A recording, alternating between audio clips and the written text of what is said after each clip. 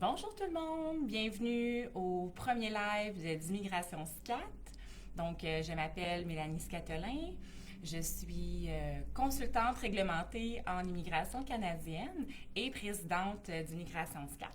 Donc, aujourd'hui, le but de ce live est de faire un résumé, si on veut, de mes deux dernières publications. Donc, les raisons d'un refus et qu'est-ce qui se passe là par la suite. Donc, je vous invite tout au long de la diffusion à mettre certains commentaires. Je vais répondre à vos questions. Je vous demande de rester courtois, poli dans vos commentaires. On est ici vraiment pour échanger. Puis, mon but aussi, c'est de vous faire connaître là, ma compagnie puis mes services. Donc, comme vous voyez, je suis une vraie consultante, une vraie personne dans un bureau.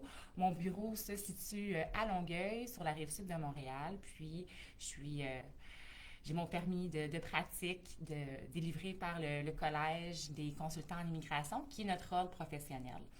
Donc, aujourd'hui, qu'est-ce qui fait en sorte que je peux vous donner des détails sur la frontière? C'est qu'en fait, moi, j'ai travaillé 10 ans comme agente d'immigration à la frontière terrestre. Donc, je connais très bien les rouages de ce qui se passe. Donc, on va commencer. Pourquoi on serait refusé d'entrer au Canada? Il faut savoir que les agents basent leurs décisions sur la loi. Ça, c'est pas vrai que parce que l'agent t'aime pas, il aime pas ta face, il va te refuser. Ça, c'est pas vrai, c'est plus vrai. Donc, c'est les articles 34 à 42 de la loi d'immigration qui vont dire qui vont dire à l'agent pourquoi tu peux pas rentrer au Canada, donc pourquoi tu es interdit de territoire. Il faut savoir aussi que quand vous voulez entrer au Canada, peu importe que ce soit la première fois que vous ayez un permis de travail, permis d'études, c'est à vous de montrer à l'agent que vous êtes admissible au Canada. C'est pas parce que tu as déjà un permis de travail ou un permis d'études que tu peux entrer de droit au Canada. L'entrée au Canada, c'est un privilège, puis c'est seulement les Canadiens, les citoyens canadiens résidents permanents et les Indiens inscrits qui entrent de droit au Canada. Donc, en sachant ça en tête, donc il y a une foule d'obligations que les personnes doivent respecter, entre autres, c'est plate, mais dire la vérité, fournir tous les documents requis. Et donc, si on ne fait pas ça, ben ça se peut que l'agent décide de ne pas vous laisser rentrer au Canada. Je ne veux pas faire un cours théorique sur toutes les raisons, mais une des raisons les plus fréquentes, ça serait ça justement. Donc, on est visiteur, on veut entrer au Canada. Techniquement, si l'agent vous laisse rentrer, c'est un 6 mois de statut visiteur au Canada, mais l'agent peut toujours décider de raccourcir ce statut-là. C'est pas vous n'avez pas le droit à 6 mois, c'est une possibilité. Mais si l'agent pense que vous n'allez pas quitter le Canada à la fin de la période de séjour autorisée, parce que, par exemple, vous avez tout quitté dans votre pays, vous n'avez plus d'emploi, vous n'êtes pas à l'étude, vous venez ici pour une période indéterminée, vos plans ici sont assez vagues, ou à l'inverse, c'est très précis, puis vous avez énormément de familles, beaucoup d'amis ici. Donc, c'est une balance.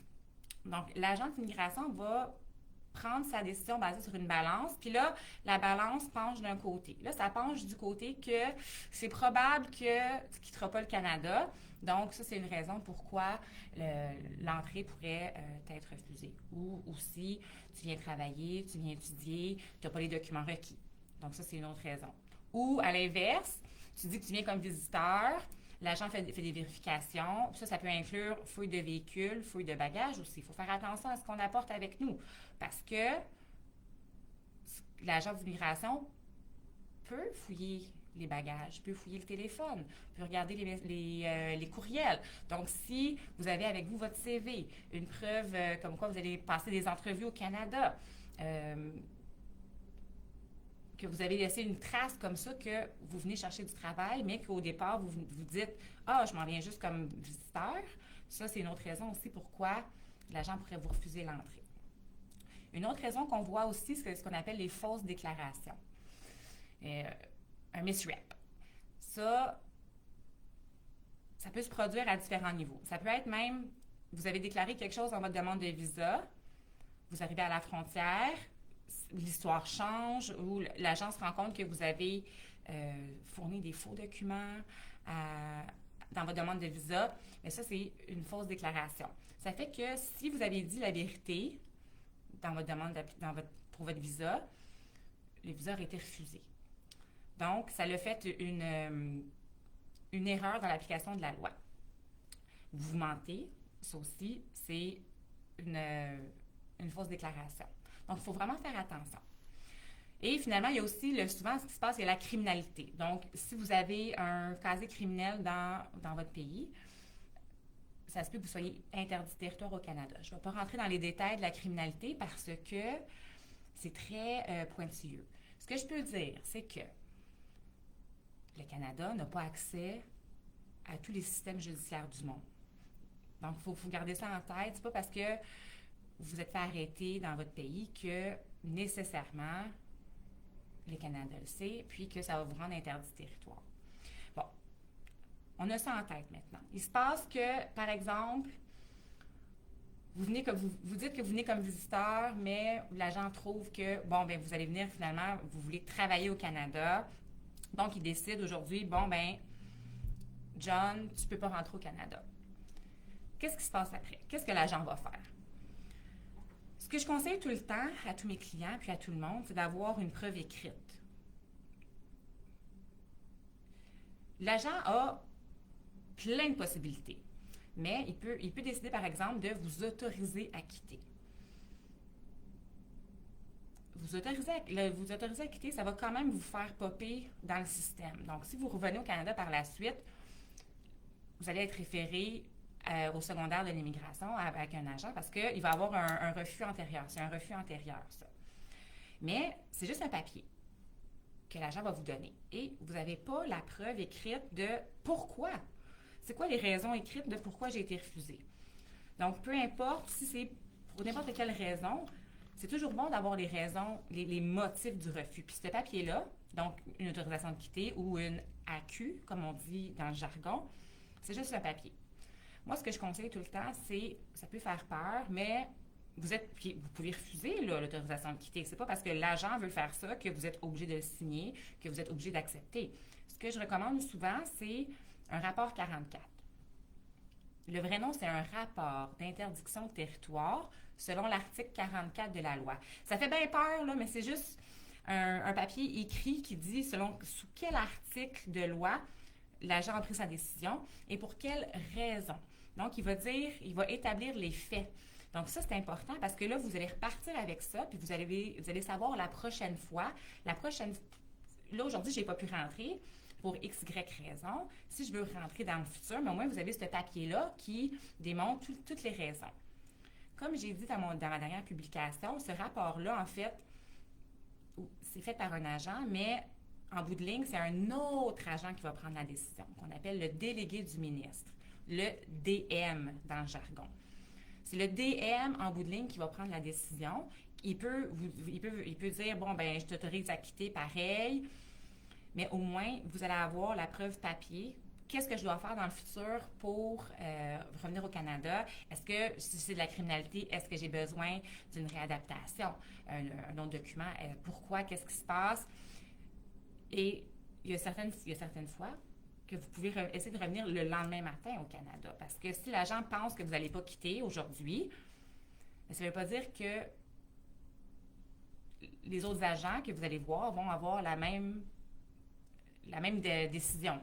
Ils vont avoir la même opinion de vous. Donc, vous allez voir que, bon, ben parce que j'ai pas assez d'argent dans mon compte ou parce que j'ai pas de réservation d'hôtel, ben là, l'agent pense que je ne quitterai pas. Mais là, vous avez ça par écrit. Ça fait en sorte que vous pouvez changer ces données-là, changer les faits, puis vous représenter à la frontière, si c'est la frontière terrestre, par exemple. Donc, vous pouvez changer la situation puis essayer de rentrer à un autre endroit. C'est sûr que vous allez être référé. Quand on a un refus, c'est automatique, on scanne le passeport puis c'est sûr que vous êtes référé à l'intérieur. Mais au moins, vous avez des raisons. Puis, ça fait en sorte que vous pouvez, comme je disais, modifier le futur, pourquoi vous n'avez pas pu rentrer, donc améliorer votre situation. Puis là, l'agent, ça se peut qu'il... L'autorisation de quitter, comme je disais, c'est une possibilité. Mais il y a une autre possibilité, c'est de référer le dossier à la CISR. Ça, c'est comme le tribunal de l'immigration. Il y a des agents, des fois, qui veulent vous faire peur parce que on ne se cachera pas, c'est de la paperasse pour eux, c'est du travail. Fait qu'ils vont vous dire, ben si tu ne signes pas l'autorisation de quitter, je vais référer ton dossier à la cour pour que tu aies une mesure de renvoi contre toi. OK, fine. Vas-y, prends la décision que tu veux. Moi, je refuse de quitter parce que c'est une autorisation volontaire. Fait que si vous n'êtes pas volontaire, la seule façon de vous forcer à quitter le Canada, puis la frontière, c'est comme au Canada, la seule façon, c'est par une mesure de renvoi. Il y a certaines fois, tout dépendant des motifs, ça peut être l'agent qui va la prendre à l'entrée, mais tous les exemples que je vous ai montrés, ça prend vraiment un juge qui va décider si vous êtes interdit ou non. Fine.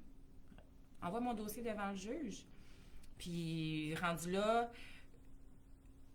c'est au gouvernement, à l'agence, à l'agent, de prouver que vous êtes interdit de territoire. Puis c'est sûr que des fois, ben la preuve de la frontière est moins forte qu'une preuve à l'intérieur du Canada. Donc, ce que l'agent a perçu, certaines preuves au point d'entrée ne tiendront pas la route là, devant le juge. Donc, il ne faut pas avoir peur avec ce que l'agent dit. Comme je dis souvent, c'est juste parce que ça prend plus de temps, plus de paperasse. Ça, c'est à garder en tête. Donc, j'ai parlé de quelques raisons pourquoi on peut être refusé d'entrer au Canada. Gardez en tête que peu importe, comme je disais, si vous êtes un visiteur, si vous êtes en possession d'un permis de travail, permis d'études à la frontière, vous devez prouver. C'est pas parce que tu as un permis d'études que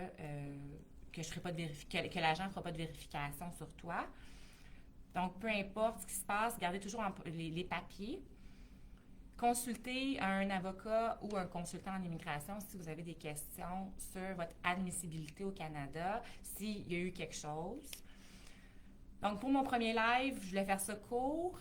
Merci à tous ceux qui sont là. La prochaine fois, je vais faire pour répondre aux besoins des personnes à l'extérieur du Canada qui ne pouvaient pas être là à midi. Je vais faire des petites capsules. Donc, des petites capsules informatives. Comme ça, plus de personnes vont pouvoir on va pouvoir avoir les informations. Si vous avez des commentaires, des questions, n'hésitez pas à m'écrire. Ça va me faire plaisir de répondre à toutes vos questions. Puis, gardez en tête qu'il y a toujours une solution. Donc, peu importe que vous soyez à la frontière, à l'intérieur du Canada, il y a toujours une solution. L'immigration, c'est jamais noir, jamais blanc. C'est une zone de gris foncé à gris pâle, gris moyen, mais il y a toujours une solution. Donc, si vous avez besoin de quoi que ce soit, n'hésitez pas à m'écrire. Puis, je vous remercie beaucoup et je vous dis à la prochaine.